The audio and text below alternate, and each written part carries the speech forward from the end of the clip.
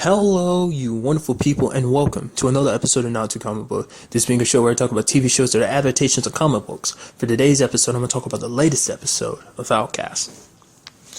Very interesting episode, picking up where we left off last episode. We're trying to decide, like, okay, we need to check up on Allison, because basically we found out one of the people you thought the Reverend had exorcised, turns out to still be infected with a demon, so it's kind of like, okay, he starts working down this list. My favorite line from him in this episode was, I'm not doing, because basically Kyle blurted out to that guy, like, oh, your daughter might still be possessed. He's like, is my daughter still possessed? He's like, no, Kyle's just throwing out a theory, just speculation. He's like, you should apologize. He's like, what? He's like, I'm not doing this for me, I'm doing this for you, which to me I call complete bullshit. And it's like, you see it, you saw it last episode, you see it in this episode. It's like he's so adamant in believing, like, he wants to believe what he's did, that he's helped these people. It is a sense of pride, like he can't let go of that. He wants to be so adamant, like, no, I helped these people out, because you know what it means? At the end of the day, if it means that he wasn't able to help them, it means he can't do anything. That all this time he's believed he was going down a righteous path, doing the right thing, and it's meant absolutely nothing. That he can't help anybody. That he's thinking it's like, oh, I'm solving all these people's problems. Like, no, I'm not. 2 cases, the guy in the shop, I was almost scared. I was thinking like the guy's about to pull the gun on himself and shoot himself just because. And then the whole thing with Sherry, so it's like everyone was so adamant about, he's just like, like I said, and you almost see it. It's almost like he's spiteful towards Kyle. Like, oh, you're the outcast. You're special. And then like at the end of everything, like I felt so bad for Sherry, because it's like she ended up in the same state as Kyle's mom. Now, I can only assume maybe that's a byproduct of not properly exercising them. Maybe if the demon decides to leave of its own volition, then it leaves the people in that state, that when it leaves, it takes a part of them with it. And it tried to attack Kyle. Like, I don't get what it's doing when it does that. Was that just out of defense, or was it trying to do something? Because they are calling him special. That basically he's the key, and that he will be the one that leads them to this world. I don't know whether that means is he kind of like a beacon to them. I don't know, because we still don't got even the full story of what happened between him and his mom. Like, I mean, we got the story, but like what that meant when that thing got a hold of him. And it's just like his mom is still in that state, and now this girl is in that state too. And that leads to the whole conversation of like, we did that to that girl. Like, you're up here saying like, oh, that it's a victory. Like, the Reverend has an audacity to say, oh, this is a victory. It's like, it's not a victory. That girl's stuck in that state, and we don't know if there's ever going to be a way of her coming back from it. But you're saying it's a victory.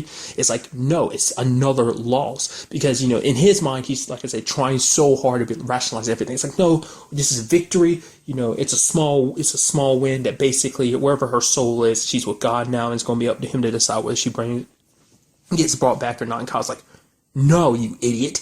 We both know she's not in heaven, like with God or whatever. Like, wherever that thing is where she is. Like, she took a part of her, that girl with it. So, like I said, maybe if Kyle, because the Reverend kept saying, hit her. And I guess Kyle didn't want to go through that again. Obviously, because the whole thing with Allison, it kind of was in the back of his mind because of seeing her. So I'm guessing that kind of like stopped him from doing it. He's just like, come on, you can fight this. He was just holding on to her. So I guess if he doesn't do the whole, I don't know whether he actually needs the whole process. Something very interesting, like that kind of got brought up at in the episodes. Basically, it's the actors, as some people behind the show just talking, and he, I don't know if who he was, but the guy was bringing up a point, being like, Kyle doesn't want to fight demons, and it's like, yeah, he doesn't. He just wants to fix his life. He wants things to be back the way they were before. Sadly, they can't be. So he's not, trying to find a way to fight the demons. But it seems like, I don't know, what I'm trying to say is, I don't know whether it's like, oh, he has to do the whole thing like he did with Jacob, beat him senseless and then put the blood in him, because he did it to that guy in prison a few episodes ago. The blood wasn't enough, so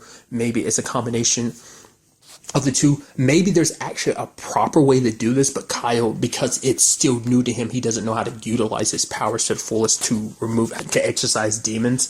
So I don't know. I can only assume it's a byproduct of like not properly exercising it. The demon leaves of its own volition. It leaves the body as like a husk. And pulling back from that really quickly, I want to talk about the fact this meeting between, what's her name, Mildred and Sydney, because at first she's like, "Who are you?" And then she took a quick such a, "Oh, I'm sorry, I didn't realize who you were." Which we can only assume now that Sydney is definitely like the top dog in whatever demonic hierarchy it is. Quick thing I'm curious about. I'm very curious to know what demons are like in the series. You know, in like something like Supernatural, for example, demons were originally humans a long time ago. You know, until eventually time spent in hell after things happened ended up making them demons. So I'm curious, like, were demons originally something else? Were they originally humans long time ago until maybe they got corrupted and became demons or got sent to hell, whatever the case may be? Because I mean, I don't know. I assume hell because that's typically where demons come from. But I mean, maybe it's like a different world. It's kind of what they kind of allude to. The fact is that maybe there's like a parallel world to ours, kind of another existence. Like there's like a thin layer between our world and their world. Maybe it's not specifically hell, but they come from another world. So maybe they're not. Maybe they were originally human, became demons, or maybe they're just entities at all. Like I'm curious because the way they talk about it is like, oh, these humans do this, humans do that. Now they also brought up something I don't know what it is called the merge. Seeing what the term is, can only assume maybe they're trying to merge both worlds together, so it's not a worry about like, oh, how are we going to cross over into the human world? It's like, nope, the human world and their world. For right, I don't know. Maybe to me it seems like the best word, the name for it would be limbo. I don't know, just that's typically kind of like the afterlife type of situation. So I'd be like, oh, their world is limbo. I would. For this episode alone, I'll describe it like that. But, in their world, maybe it's like they need a way, the merge or whatever. It's like, I guess, a specific time. And whatever the case may be, whatever's needed for it, it seems like Kyle might be needed for it. And it seems like he's going to be that beacon that helps lead them over. Like he's the key to unlocking the door and allowing all of them to cross over. So I can only assume it means to just merge the worlds together. I don't know.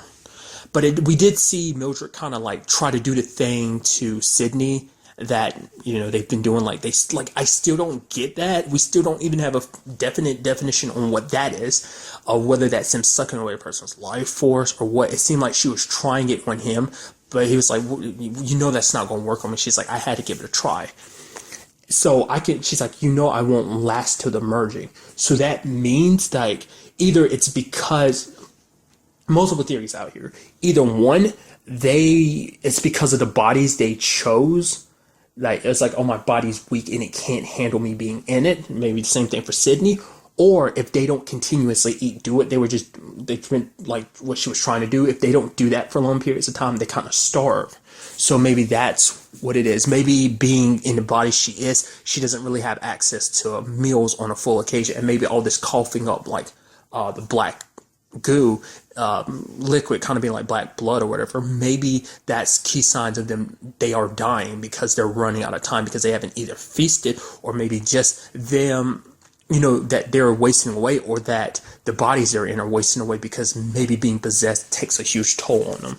Maybe that could have been another thing. Because another thing that kind of was in the back of my mind with the whole Sherry thing, I was like, oh, maybe she was dead before it possessed her. Maybe that's not the case. I don't know. I mean, it's definitely not the case, because she is just in a comatose state. Because it does come bring the question, can demons possess dead bodies, or is that just something only for the living? Something else we find out that guy that the police sheriff is looking into is actually, I assume, the fire chief. Kind of playing a coy game of not really giving too much information about, hey, I know that you burned down the house, but he is trying to give him a chance, because it's like, I like to consider us friends. I'd even go as far as saying we're best friends. So I'll confide in you. You can confide in me about anything. Obviously not letting anything slip, but you can kind of tell the fire chief knows a lot more than he's letting on. I mean, obviously he burned down that trailer house last episode, but also because he's, you can just see it in his eyes. Like, he might want to talk, but he just doesn't know what to say. Like, what is it that he's hiding? Because whatever the case may be, it seems like he's not in this alone, obviously, because he was talking to on the phone with someone. So either he was following orders, or just there's other co-conspirators, and whatever the hell that is, because Mark came to him, which I'm going to get to Mark in a second. But it's basically found out the DNA is connected to this woman who's been missing. Like, her boyfriend says he's been missing for 6 months. At the very least, the fingernails. Don't know about the blood, but do a little background. Come to find out that, oh, she's with her sister, which I'm pretty sure, I could be getting this wrong, but I'm pretty sure Mark said, like, he called. It's like, Why would you do that? She could easily, her sister could be lying. Like, that's something you have to check in person. Maybe he did, and I just misinterpreted it as saying, like, he just won't check it on the phone. But I feel like that's something you have to check on, like, in person. But I guess in his mind, it's like, why would they lie? I mean, why would the sister have a reason to lie? You never know. Maybe they just legitimately have a reason to lie. Maybe she's part of this. You never know. But the chief is almost kind of upset because he's like, okay, if the girl's not dead, why are you burning this place? You know, obviously because he was talking about being punks who did. So it's kind of like, okay, what are you hiding? You know? Now, the thing is, I want to really get quickly on Mark. It's like, no ramifications for what he did last episode. Remember, he beat the crap out of that guy who raped Megan like all those years ago.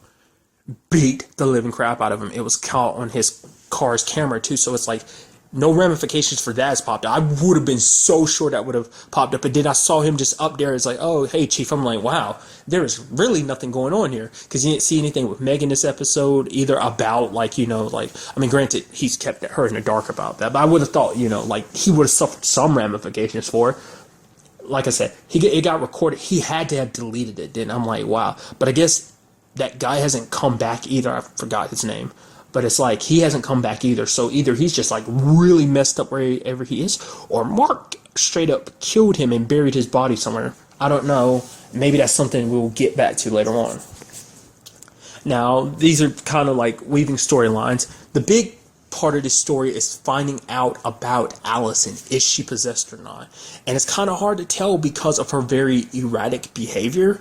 Like, she's kind of cool one moment, but not the next, because it seems like she has gaps in her memory. Now, the doctors are telling her, it's like, no, like, it's understandable after what you've been through. Like, she's flashing back to when she woke up. She's like, she was told, she was like, oh, your husband did this. She was like, no, there's no way Kyle did this to me. The police officer is like, he confessed to it. So it's like, we got a small picture of what went down, but you can fill in the blanks with what's being developed here. Now, I can only interpret it as Kyle feels like it was a repeat of his mom's. Like, the reason why he acted the way he did wasn't just because it's like, oh, she's after Amber. It's because it made him, he kind of flashed back to the whole situation with his mom, and he kind of entered fight or flight mode, and he hurt her. He wasn't trying to, but you know, he was so distraught about it, and he was probably thinking like, oh no, I just went crazy because of what happened with me and my mom. I lost my mind. It was all in my imagination or something, and I just outright attacked him. Like, I feel like he wants to make himself suffer for what he did to her, so he confessed to it. But also on the flip side to it, because she came to him, she even made out with him and touched him, which is like, okay. At first you couldn't tell because it's like, you could tell that he kind of touched her shirt, so he didn't directly touch her skin, so you couldn't tell if she was possessed. But it's like they're kissing and touching, so it's like, no, she's not possessed. That's what it's pointing to. So it's like, okay, like they're kissing, and it's like, oh, she really does want things to kind of get bad, but she wants to know the truth, but Kyle won't tell her. I can only assume it's because he knows she'll be distraught over learning the truth about what happened, because he wants himself to suffer for what he did to her, which is like, it's understandable why you did what you did. She was trying to kill your little girl. You know she wasn't in the right mindset. I mean, granted, he can't tell her what's going on now. The whole thing about demons, because for one, she won't believe him. She's going to think he's crazy. It's going to just complicate the situation even more. So I guess he feels like ignorance is better than knowing the truth. And it's just upsetting Allison more and more. But it's like, so what the hell is going on with Allison then? Like, because the actress who was playing her is like, okay, maybe she was never possessed to begin with. Obviously, you know, even the actors themselves are in the dark about where everything's going. Because she was like, because I'm very curious. I was nervous to find out whether my character was possessed or not. But she was like more surprised about the kiss than she was the like, oh, I'm not possessed. So does that mean she was never possessed? Then does that mean there's something else going on with her? What? I don't. So many freaking questions. It's so like. It's gripping me, like, be bluntly, it's gripping me. It's just like, I was about to say something very, not bad, but it would have been very, like, not detestable to a certain extent to say, so I won't say it. But basically, the show's gripping me, and I'm just like, I need some answers. You keep giving me more and more questions. I guess for the first time, I'm feeling what most people felt when they watched Lost. They were just like, there's so many damn questions. Give me some answers. I want some damn answers, dude.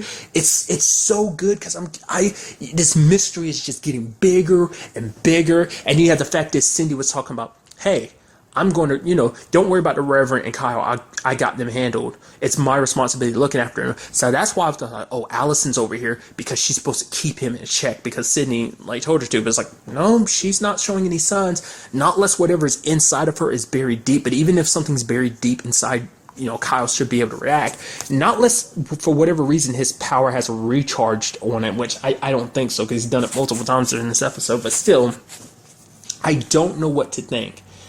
Sadly, Megan did kind of get in the middle of it. She realized that Allison isn't the most stable. There are things going on with her, so it's kind of like she's worried about like, oh, whether Allison's medicated or not. It's like it seems like Allison might have been possessed at first, or she like. I don't think it's just simple like, oh, Allison's crazy. It's like, no, something was up. Either because if she was like possessed and it got out of her somehow, then he would have seen, like, the black smoke like he did with Jacob. But it's like, not black smoke, the black liquid like he saw with Jacob. So it's kind of like, like, what's going on? Like, I don't know. Like, I feel like it's not as simple. It's not a simple, like, oh, she's not possessed. I feel like that's a fake out. It's like, oh, yeah, she's not possessed. Wink.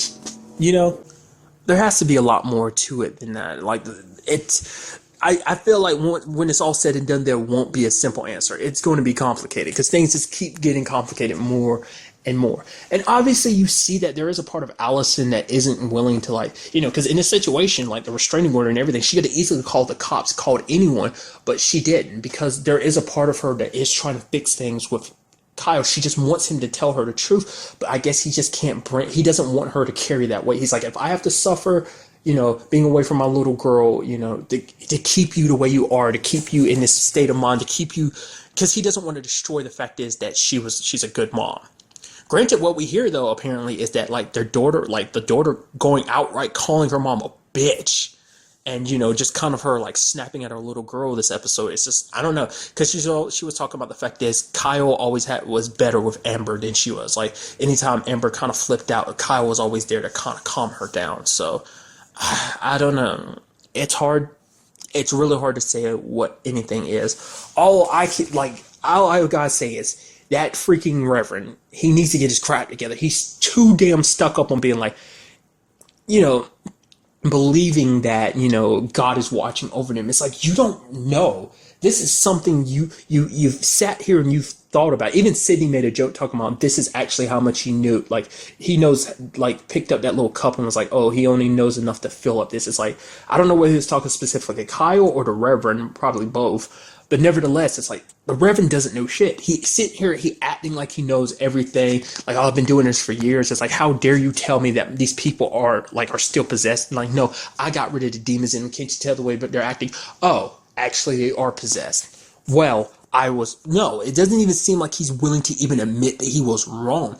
He's too prideful. And I get it. Like I said, it basically him admitting like it didn't work. It's him admitting that basically he's done shit all the past, like, decade or so, that he hasn't saved or helped anyone. And it's kind of sad to think about that. Granted, I'm very curious to see about him and that lady that was kind of constantly flirting through it. He's met up with her like twice so far in the series. Like, I'm very curious to see where that goes. Find out more about him and his past, like about him and his son. Still never found that picture, did he?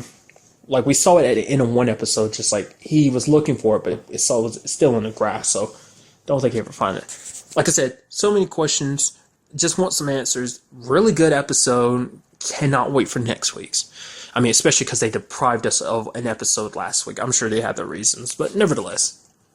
But that's really all I wanted to talk about in this episode. Till the next time we meet, be happy, be safe, live life to the fullest, and enjoy it. Good day and goodbye.